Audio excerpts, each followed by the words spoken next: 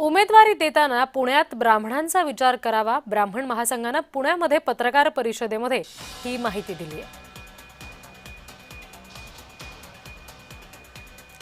ब्राह्मण महासंघाकडून पुण्यामध्ये पत्रकार परिषद घेतली गेली आणि तेव्हा ही मागणी करण्यात आलेली आहे।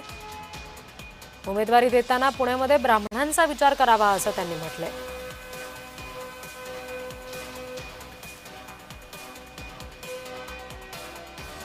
पुण्यामध्ये ब्राह्मण महासंघाची पत्रकार परिषद झाली आणि त्यात ही मागणी करण्यात आली। सकल ब्राह्मण समाजाच्या समन्वय समितीची बैठक 2 दिवसापूर्वीच झाली आणि समन्वय समितीच्या वतीने पुणे शहरातल्या सर्व पक्षाच्या प्रमुख नेत्यांना भेटून पत्र पाठवून आमच्या काही सदस्यांनी भेटून विनंती केली आहे की पुणे शहरामध्ये ब्राह्मण समाजाची संख्या ही साधारणतः 16 ते 18% आहे आणि या 16 ते 18% संख्येच्या माध्यमातून 10 ते 12 प्रभागांवर साधारणतः प्राबल्य असलेली ही संख्या आहे आणि या जिथे जिथे प्राबल्य आहे त्या ठिकाणी ब्राह्मण समाजाच्या उमेदवारांना संधी दिली पाहिजे। नंबर 1। नंबर 2, ज्या खुल्या प्रवर्गाच्या जागा आहेत तिथे आरक्षित प्रवर्गातले उमेदवार देऊ नये अशी आग्रही मागणी आम्ही त्या ठिकाणी केलेली आहे।